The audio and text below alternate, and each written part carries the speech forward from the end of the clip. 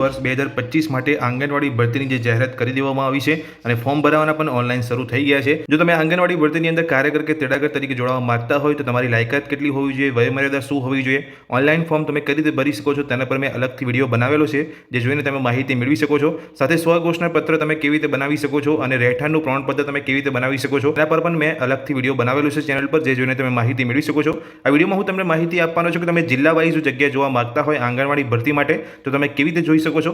હવે જો તમે ચેક કરવા માંગતા હોય કે તમારા જિલ્લાની અંદર કેટલી ખાલી જગ્યા રહેલી છે તો તમે વેબસાઇટ પર જઈને ચેક કરી શકો છો। કેવી રીતે ચેક કરી શકાય છે તો એ માટે તમારે તમારા મોબાઈલમાં કે કોમ્પ્યુટરની અંદર ગૂગલમાં જવાનું છે અને સર્ચ કરવાનું છે વેબસાઇટ EHRMS। જેવું તમે સર્ચની અંદર આ વેબસાઇટ સર્ચ કરશો એટલે પહેલી જ વેબસાઇટ તમને અહીંયા જોવા મળશે, જે ગવર્મેન્ટની ઓફિશિયલ વેબસાઇટ છે।